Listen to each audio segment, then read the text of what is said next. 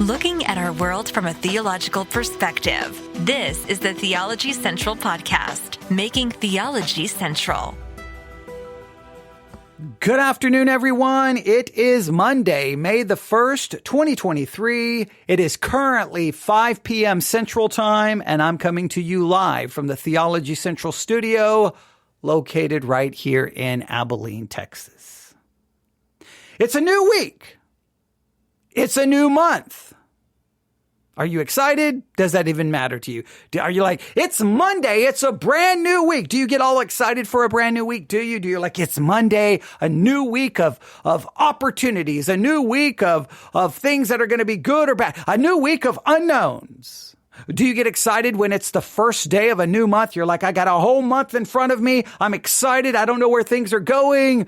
Or do you just kind of shrug your shoulders and like, it's another Monday, time to make the donuts. It's another month. Yeah, time to go to work. Like you don't give it much thought. I don't know how you feel, but I know for me, since I've been doing the Bible Study Exercise podcast series, every new week, every new week and every new month is an exciting time for me because it tries to get me to refocus and go, okay, we got another week of Bible study in front of us. Let's do this. And it always starts with a little bit of hope, a little bit of excitement. Maybe I'm a little naive, but I always think this is going to be the best week of Bible study ever. Or, hey, a new month comes along and I'm like, oh, it's going to be the best month of Bible study we have ever done. By the end of this month, there's going to be like 10,000 weekly people listening to the program.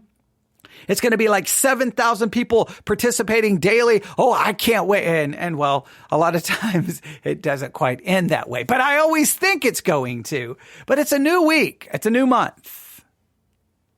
And it's time to study the Bible again. So are you ready? Now, I know unless you're brand new, if you've been with us, I know you know where we have been.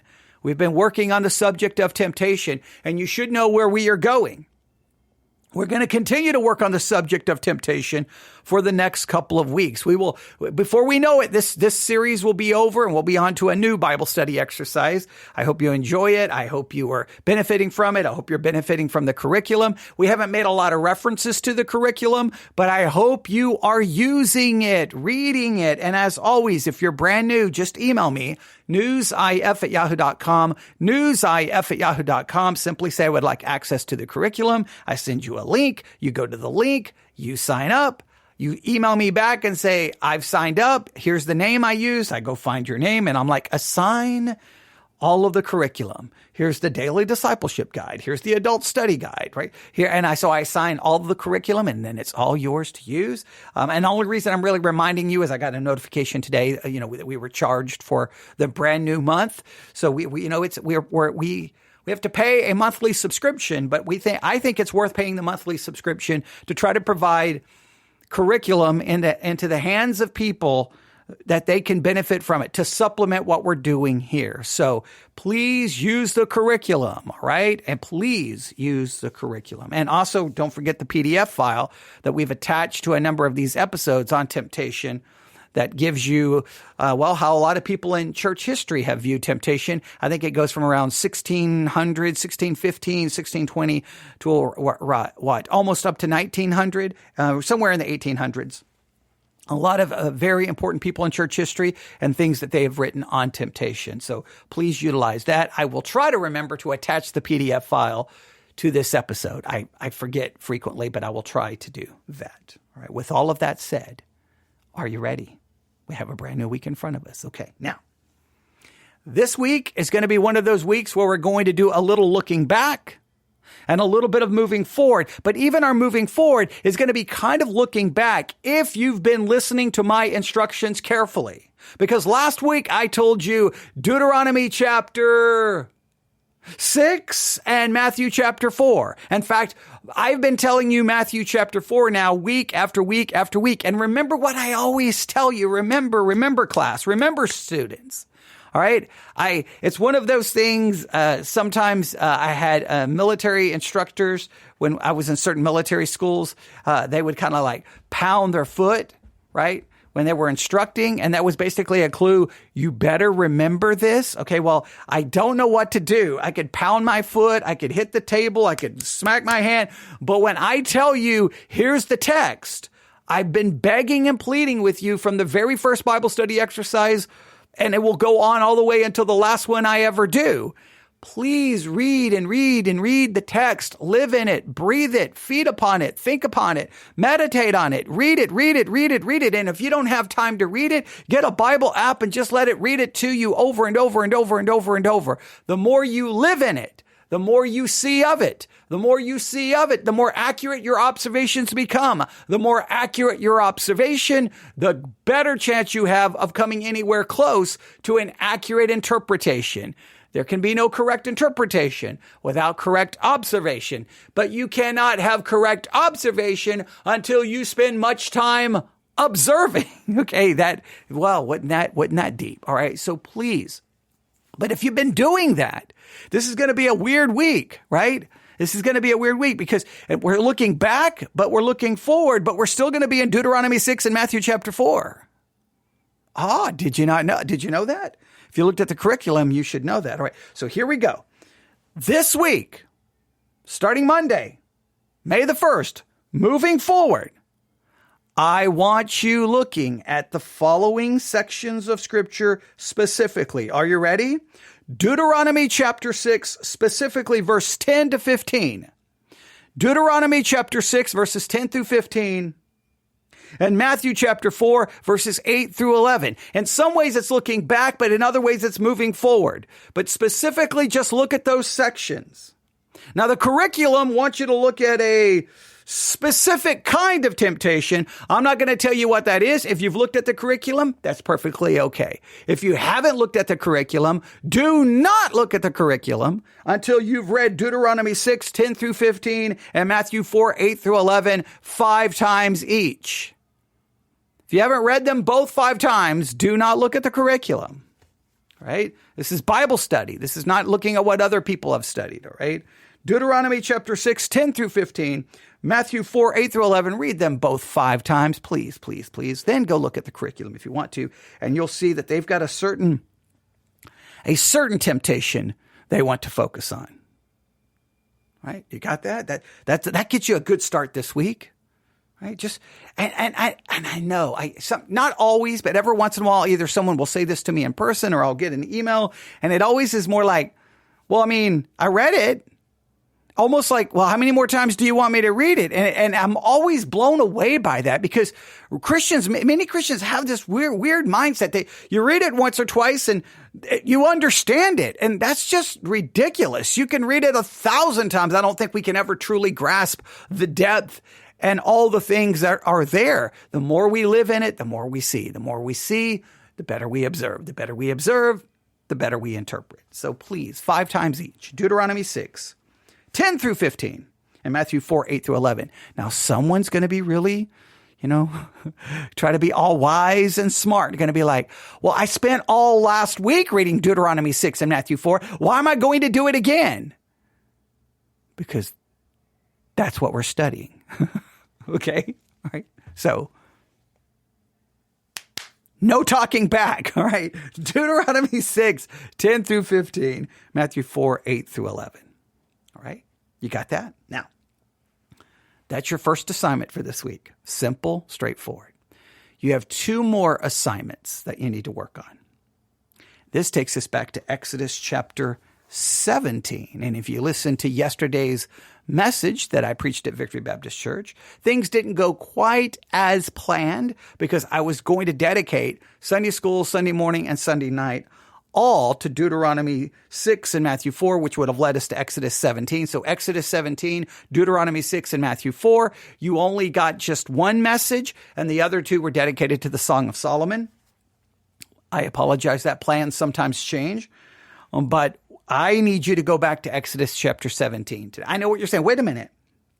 You just said Deuteronomy 6, 10 through 15, and Matthew 4, 8 through 11. I did, but I want you to add Exodus 17 there. I want you to add Exodus 17. And let's read. So Exodus chapter 17.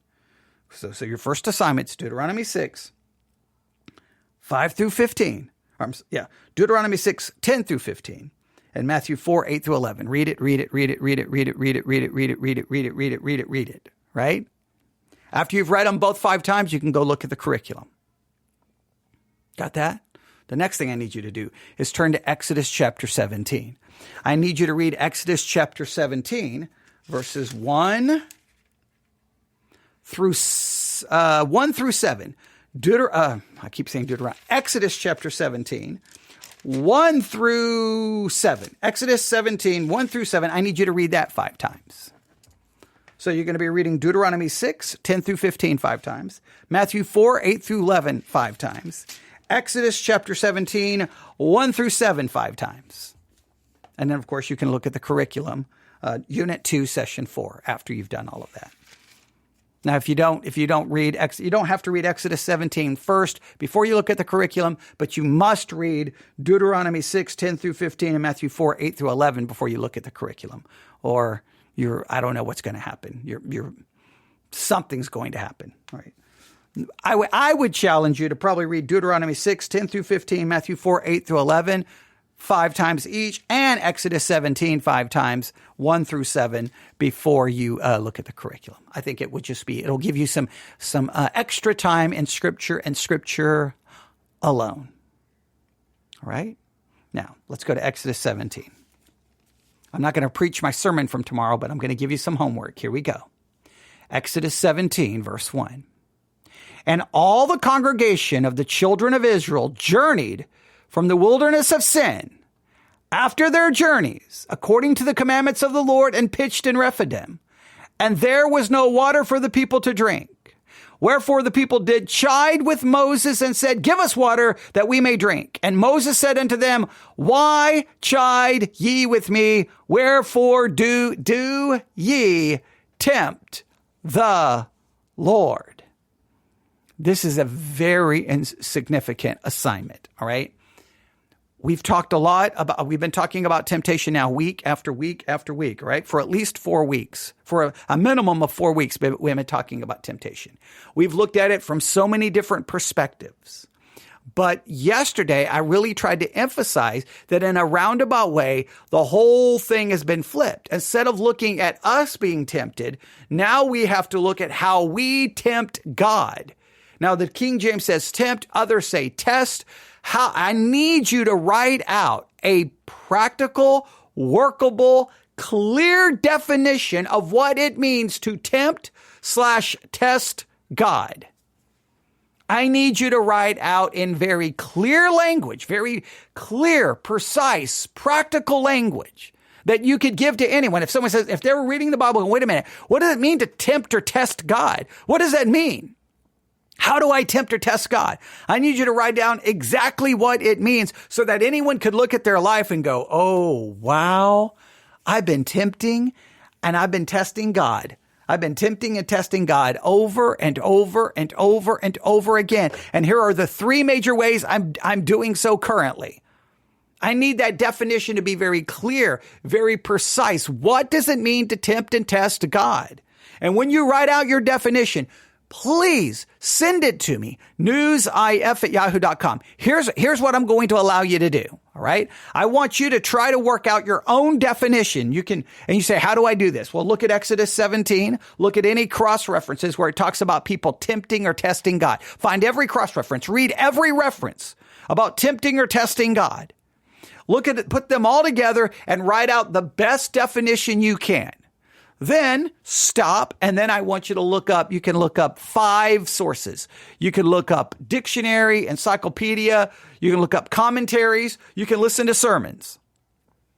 Take all of those definitions of what it means to tempt and test God, and then see how you want to modify or add to yours. If you find one that you're just like, hey, this is better than anything I can come up with, that's okay. Just say, this is the best I could come up with, and I got it from this sermon, this book, and just give me page number, give me a link, give me something so that I can see it for myself. But I would prefer, but I want you to try to write one out first. So I would do this. If you email me, give me the definition you came up with. And if you decided you want to go with the ones that you find, tell me which one you want to go with. But I still want to see what you came up with. right? I want you to struggle with this concept. Here, they're like, let me read the text. I don't want to paraphrase it. As Moses says to the people, wherefore do ye tempt the Lord? They were tempting the Lord. Why are you tempting the Lord? Why are you doing this? Well, then, can we tempt the Lord? How do we tempt? How do we test the Lord? We need to define what that means. We need to define it. You can look in the curriculum. Did they define what it means? I need your own definition. Right? Then you can look up 5 sources and then if you want to modify yours, edit yours, or you just want to borrow from another one, that's fine. But I want to see what you came up with. I want to know that you spent time going, what does it mean to tempt the Lord? What does it mean to test the Lord? If you know lots of other Christians, you're part of a social media group or Facebook or whatever, just just ask all your friends, what does it mean to tempt and test the Lord? I would be interested to know what answers you come up with. What exactly does it mean in a practical way? Not something so theoretical that you're like, well, that sounds good, but I don't really know what that means. Because we want to make sure that we're not tempting or testing the Lord Monday, Tuesday, Wednesday, Thursday, Friday, Saturday, Sunday. All right? So what is your assignment? Deuteronomy 6, 10 through 15, read it 5 times. Matthew 4, 8 through 11, read it 5 times. Exodus chapter 17, 1 through 7, read it 5 times. Then look at the curriculum. Then I want you to write out your own definition of what it means to tempt or test the Lord. Then I want you to look up 5 sources and see what they have to say. And then I want you to send me yours and maybe one of the ones you found that you think is the best one or says it better than you could. All right. I know what you're thinking. So is that it? Can I go now? Sit back down. Okay, you can't go. We're not done. All right, here we go. Here's another assignment. Stay in Exodus 17. I'm going to read this all again, starting in verse 1. Here we go. And all the congregation of the children of Israel journeyed from the wilderness of Sin after their journeys according to the commandment of the Lord and pitched in Rephidim. Let me read that again. I just messed that up. Exodus 17, verse 1, and all the congregation of the children of Israel journeyed from the wilderness of Sin after their journeys, according to the commandments of the Lord, and pitched in Rephidim, and there was no water for the people to drink. Wherefore the people did chide with Moses, and said, give us water that we may drink. And Moses said unto them, why chide ye with me? Wherefore do ye tempt the Lord? And the people thirsted there for water. And the people murmured against Moses and said, wherefore is that thou hast brought us up out of Egypt to kill us and our children and our cattle with thee? And Moses cried unto the Lord, saying, what shall I do unto this people? They be almost ready to stone me. Now here's the part I want you to see. This part, verses 5 through 7, is the part that's utterly fascinating to me, right? Because it just immediately stands out as somewhat crazy. These people are tempting. These people are testing God. They're threatening possibly to stone and kill Moses. I mean, these people are out of control. They're rebellious.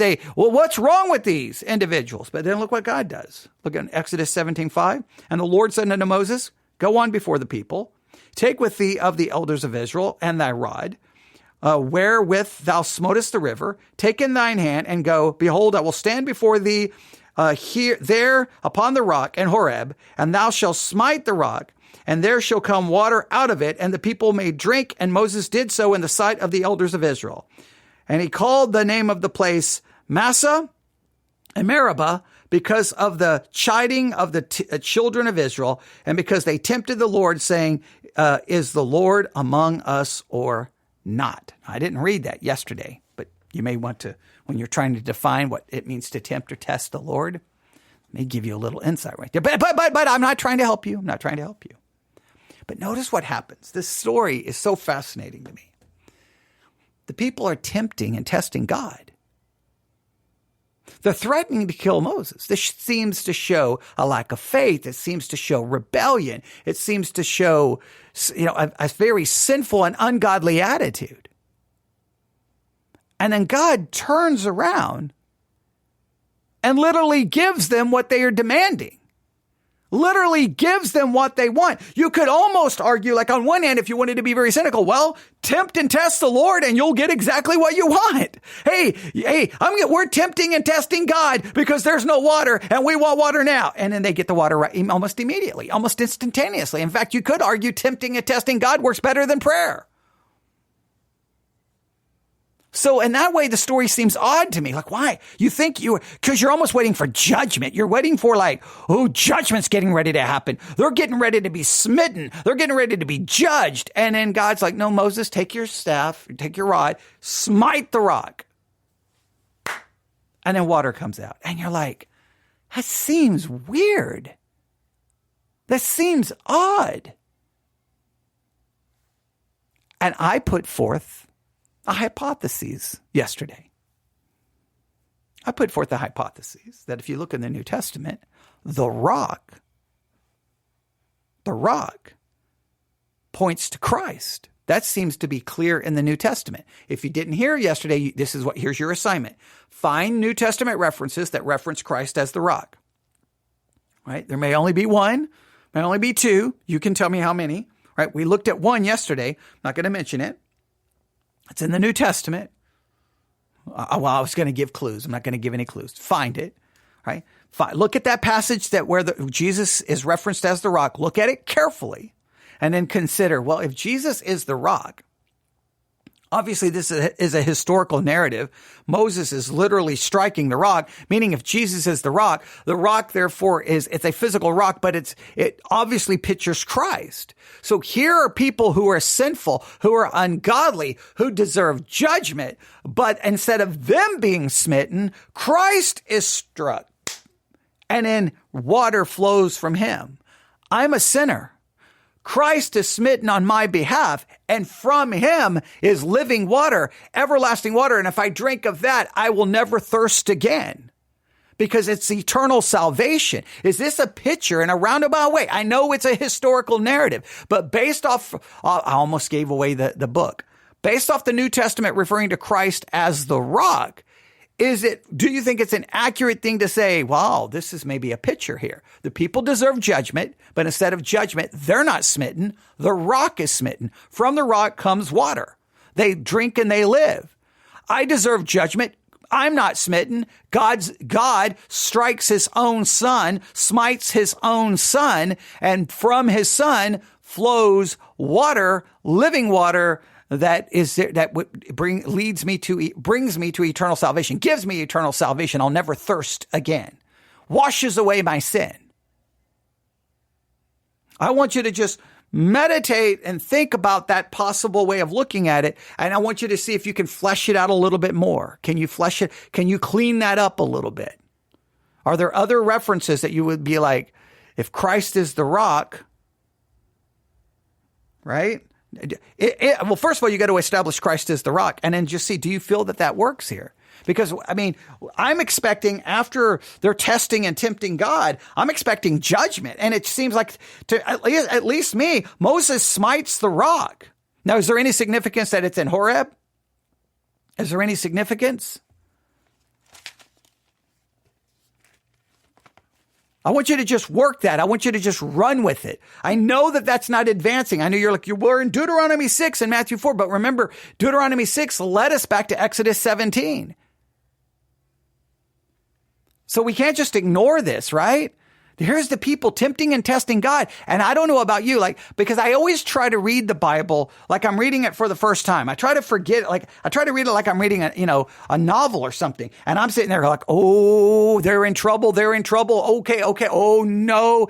God's going to tell Moses to raise the rod and boom, they're going to be struck down with, locusts, lice, frogs, giant balls of ice. Who knows? Fire and brimstone. The ground's going to open up and swallow them. Snakes are going to bite them. I'm waiting for some kind of horrible thing. And it's like, no, go hit the rock and they'll get water. Look, wait, that's odd. They're tempting and testing you, Lord. They're threatening to kill Moses. We'll give them what they want. It just seems one of those things that makes you go, it makes you pause. Whenever I find a text that makes me do that, I start looking, well, is there a possible Is there possible something going on here? And I always try to be careful with this. So I look in the New Testament. Oh, Christ is the rock. Christ is the rock. And that passage that says Christ is the rock literally is connected to this story. All right, now it begins to take a beautiful picture, right? These people are sinful. Instead of judgment, they're not smitten with the rod. Christ is. And from that smiting of Christ flows rivers of living water. That if we drink of him, we will never thirst again. That to me is a beautiful picture. Do you think it works? Do you think it works? Flesh it out. Add more cross-references to it. Just anything you want to say about it. I just want to, you say, well, what do I send you? Just any of your thoughts about it, any cross-references, anything. Just spend some time meditating on that beautiful picture. You can look up other commentaries. You can look anywhere else and see what they have to say about it. All right, there you go. That's your homework this week. Read Deuteronomy 6, 10 through 15, 5 times. Read Matthew 4, 8 through 11, 5 times. Read Exodus 17, 1 through 7, 5 times. Right? Then go look at the curriculum, and then I want you to go to Deuteronomy. I keep saying Deuteronomy. Exodus 17,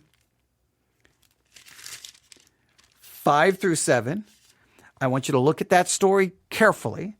I want you to find in the New Testament the reference that points to Christ as being the rock. I want you to put that all together and see what you think about that kind of picture or type there. Now, it's a historical narrative, but it serves, and the New Testament seems to take it and uses it to point to Christ. So then if we read the story pointing to Christ, what do we see? Deuteronomy 6, 10 through 15, Matthew 4, 8 through 11, Exodus 17, 1 through 7. I don't know why I keep wanting to say Deuteronomy 7. And then read them all 5 times, read the curriculum, and then work on Exodus 17, 5 through 7. Why do I keep doing that? Read that and look at that whole possible picture. You'll need to find where Christ is referenced as the rock in the New Testament. And then just talk about it. Even if you don't email me, even if you don't discuss it with me, talk about it amongst yourselves. Husbands, wives, kids, strangers, friends, people who go to other churches. Just, hey, you're talking about God's word, something we need to do more of. All right, I'm going to try it one more time and see if I do it correctly. Deuteronomy 6, 10 through 15, 5 times. Matthew 4, 8 through 11, 5 times. Exodus 17, 1 through 7, 5 times. Read the curriculum. Then look at Exodus 17, 5 through 7. Find in the New Testament where Christ is referenced as the rock, and then work on that picture, that possible spiritual imagery, and let me know what you think. New week, new month. Before we know it, May will be gone. This week will be gone. Before we know it, this study on temptation will be over. Let's not look back and regret that we didn't make the most out of it. Let's get the most out of it by doing the most that we can. Thank you for listening. Email me, newsif@yahoo.com, newsif@yahoo.com, newsif@yahoo.com. That's newsif@yahoo.com. Everyone have a wonderful, wonderful Monday evening. Thank you for listening. God bless.